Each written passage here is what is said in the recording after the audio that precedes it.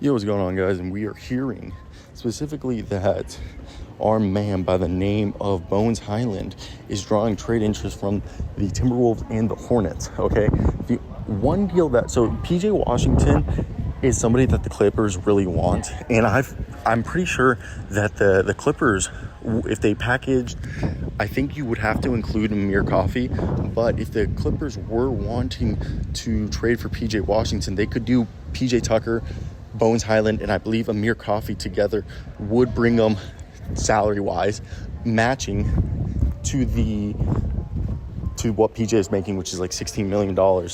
And I want to confirm this before we continue. But so I think the Clippers obviously are dark horse here, because then the Hornets would probably get a third team to take on or to send them assets for PJ Tucker. So it could be kind of a win-win situation, because right now PJ Tucker makes $11 million. You got yourself getting about 2.3 from Mr. Bones Hyland, and right there, that's $13.3 million, while PJ Washington makes 16.8. And I believe you do have to include Mr. Amir Coffey, as the Clippers have to cut $2.1 million from that deal. And in the video, if you're not going to trade Amir Coffey, the other person you would have to trade is Kobe Brown. And I personally think that I would rather trade, Amir Coffey, Bones Hyland, PJ Tucker for Bones Hyland. Is that enough to, win? I don't know. I think it's definitely interesting to see how it all play out. But the better deal, I think, is Bones Hyland for either Wendell Moore or somebody on the Timberwolves. I think the Timberwolves could give, ironically, maybe a better deal. Like, maybe the Timberwolves call them up and they're like, here's Shake Milton and Troy Brown Jr. and Wendell Moore. I'm a Timberwolves fan, okay? For Mr. PJ Tucker, Bones Hyland, and I'm 95% sure that deal would work. Yeah, that deal would work. So Shake Milton, Troy Brown Jr., and Wendell Moore for PJ Tucker and Bones Hyland.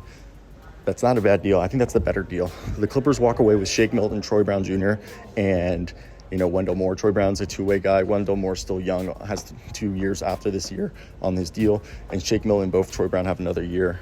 Well, they get off PJ's money, and it doesn't seem like Bones like being there. So I think it works out for everybody involved. I think the better deal is, Bones Hyland and PJ Tucker for Troy Brown Jr., Wendell Moore, and Shake Milton. You get 3 players for 2 players, and PJ Tucker's perfect for Minnesota, while Bones Hyland is also the guy that, they need off-the-bench scoring, and he kind of solves that for them. So let me hear your thoughts right there. Bones Hyland and PJ Tucker. I think that deal is better than just getting PJ Washington, because you get 1 player for 3 players, or you turn 2 players into 3 players. PJ Tucker and Bones Hyland. Could this be the package for Miles Bridges? I think there's a lot of deals that they could use that for. So when you look around the league, we're hearing that the Clippers, I think they're going to keep PJ Tucker, keep him ready for the playoffs. They need him. Bones Hyland, I could see them moving, but my coworker Michael Scotto of HoopsHype says that they're gauging the trade market. Hyland has a year. You basically be a year and a half. He's a free agent in 25. You get restricted free agency, and Tucker hasn't played since November 27th. He's not expected to do a buyout. Should he not get traded? And at this point, what are you getting? Okay, I personally get that PJ's they want to keep PJ. He's gonna be a guy who can rebound, guard multiple positions, hit corner threes. That's it. While Bones Hyland's a microwave. Some people seem to be a fan of his, some seem not to be a fan of his. But what are you getting yourself with those contracts? So PJ this season is making specifically $11 million, while Bones is this season making 2.3. So if you mix those contracts together, you get yourself about $13-14 million that you can trade for. So who would you trade for that $14 million range that's even worth it if you're them? I mean, we've heard that Miles Bridges is somebody that they could want. Maybe it's Miles Bridges and Nick Richards that they try to get with that deal. I don't really think that's the deal that would be able to get done. Do they call up and try to get Vasilija Micic and, a couple guys from the Thunder for cheap? Do they call up a team, and then try to get Tyus Jones? I think there's a plethora of packages that the team like the Clippers could get. I think they're interested in getting a Daniel Gafford, a backup big would be huge for them. I think they realize they would like to have a 3 big man rotation. Plumlee, Tice, and Zubats is great, but I think they want someone else. I don't know. Maybe that's just me. Maybe more of a power forward. I mean, in a dream scenario, I think PJ Washington would also be someone that they would be interested who could play those multiple positions, or like a Naz Reid, but obviously beggars can't be choosers. So we're hearing that the Los Angeles Clippers are on the market for a combo forward or a backup center, which is definitely interesting. What happened to Daniel Tice, guys? Wasn't good enough? I guess so.